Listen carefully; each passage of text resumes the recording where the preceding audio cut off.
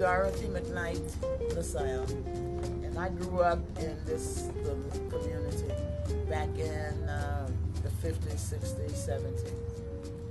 My family lived on Langley Street. It's now Open Chain Street. My grandfather and grandmother actually moved from East Texas to that little house in 1939, and so we've maintained the house in the community.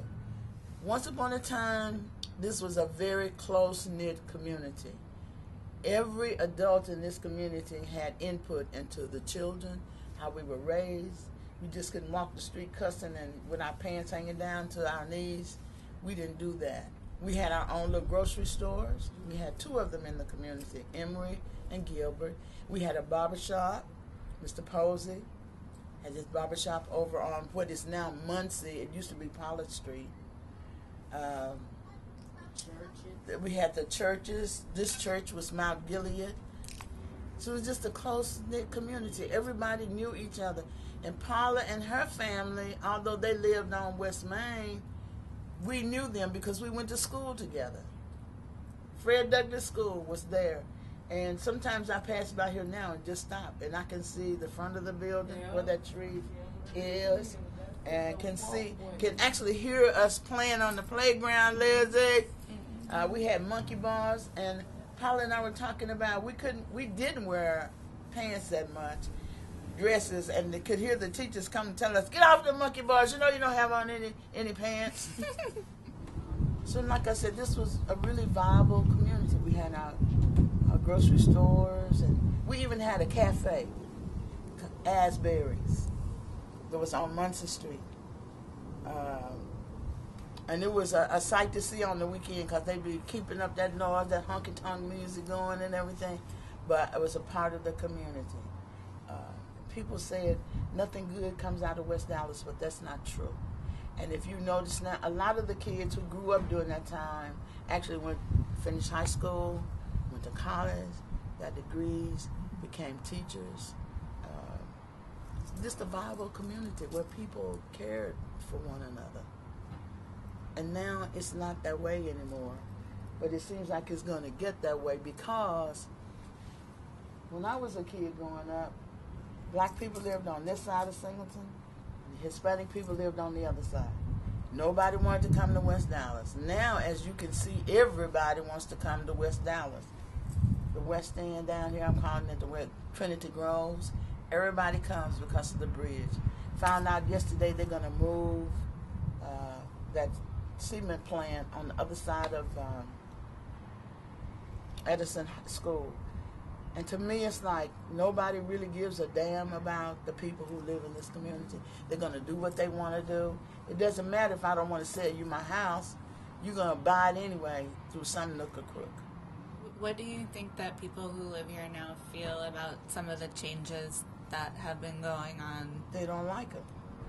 And especially because it's like the people who are coming to buy the property and move their businesses, like they don't care about us. I mean, I would be devastated if I had to give up my parents' house. Like I said, my grandfather and grandmother moved here in 1939 and bought that little piece of, comes my brother, he's going to help us too. In 1939 and bought that piece of property.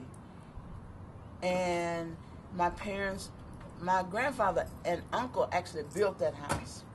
And then as the families got larger, then we expanded the house. So how do you think we feel if they come and move us out of our house? They're not going to give us enough money to go buy another one where we can live. And the one thing we promised our dad on his dying bed was that we would keep the house. And it would be for if anybody needed to come stay. And my brother, Earl, and my sister, Lottie, and another sister and brother lived there. It's a 5-bedroom house that my parents built with their sweat and tears. So how do you think I feel if somebody comes and tries to buy that? Do you see some organizing work going on as a result of those feelings, or do you feel like people are kind of not sure what to do about, you know, like feel like they don't have any control over what's going on? That is one of the reasons that we formed the Neighborhood Association. And what is the Neighborhood Association called? Emory Gilbert Neighborhood Association. Nathan Gilbert owned the store, and he and his wife made many contributions to this community. Fed families when they didn't have food. We used to have a little tablet. You go in and you buy something, and he write it down, and then the next week you pay it. And then the Emorys, they owned the store at the other end of the street. And the same thing they did. And if I remember correctly, Miss Emory was one of the people that organized like voting registration in this community. And the park down there is named after her. So that's why we chose the people who gave. They had more than most of us when it comes to finances, but they gave back to this community.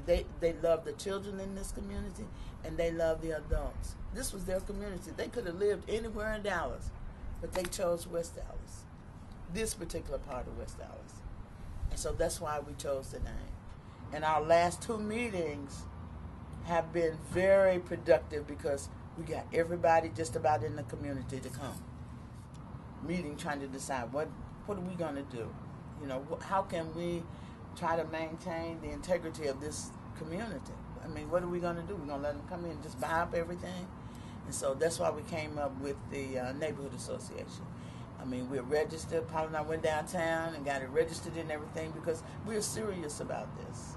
What do you hope to see happen here? Like, if you guys organize, and what would your ideal kind of vision of the neighborhood be? Well, like you said, there are some things that have already happened, like the apartments that they're going to build there. What we don't want them to forget is that there are children in this neighborhood. We need some kind of services for the kids in this community. They don't need to walk way down Singleton to get to the library. It should be a library, a computer lab, or something over there that the kids in this community can enjoy. If they're building homes, it would be nice if they built homes that people in this community could afford. Instead of the $250,000 homes they're going to build on the backside there. So, down off of the loop. Those are the things that I would like to see. Is that they just try to help us to maintain the integrity, of the community. Just don't come and take away everything.